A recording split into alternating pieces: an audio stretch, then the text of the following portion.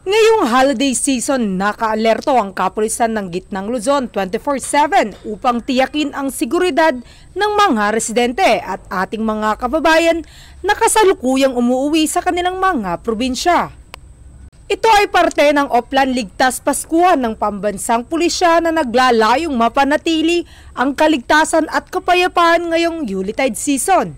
Mayroong mga nakatalagang police assistance desk sa gilid ng kalsada at mga matataong lugar na kung saan maaaring nating lapitan kapag tayo ay nangangailangan. Kasabay nito ang kaliwat kanang PNP checkpoint operation at border control points na kung saan nakatuon sa pagsubaybay sa mga biyahero sa mga lalawigan ng Gitnang Luzon.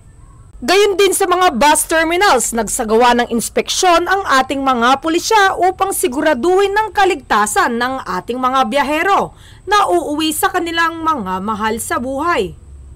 Maliban dito ay siniguro din ni Police Brigadier General Rodrigo Atienza Maranan, Regional Director ng Police Regional Office 3, na ligtas ang mga paputok na ibinebenta sa Bukawi, Bulacan. Paalala sa ating mga kababayan na mag-ingat at mapagmatsyag ngayong pagdiriwang ng Kapaskuhan at pagsalubong ng bagong taon. Mula dito sa Gitnang Luzon, ang inyong PNN Correspondent Police Corporal Gisalvi Rivera, alagad ng batas, tagataguyod ng Balitang Pulis.